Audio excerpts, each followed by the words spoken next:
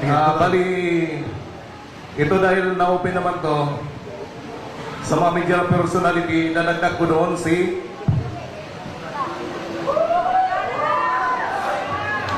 Ramon Tulfo.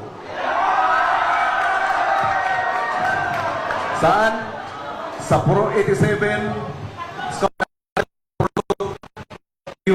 Marios, Tomas Morato, Marios, Scout Gandia, number 87, Prolog, Quezon City. Halos every Thursday, Webes. Pagka-meeting niya yung media personality ko na ini-escorta na si Mr. Joey de Guzman. Kaya pala si Ramon Tulfo, gano'n na lang mag-react. Ulitin ko po huwag natin po kantsawan yung mga media dito kasi nabukulan yan. Ang tumatanggap naman yung mga boss o editor nila. Sila wala silang kinalaman. Kaya pakiusap ko, huwag natin po silang bulihin. Sarge, pasa natin. Yung delivery na lang, may tutuloy ka pa? May dadagdag pa ko, sir. Oh, go.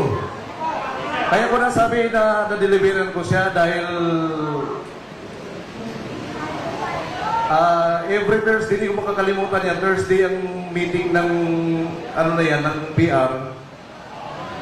Small size na paper bag ang inaabot palagi sa kanya every meeting. Worth of 2 to 3 million. So, yan ang maalala ko. Meron din akong nadideliveran minsan ka sa Senate eh. Minsan dito sa DWIZ building, City States, Tasio Boulevard. Istasyon po yun Buti na lang, wala na ako ron.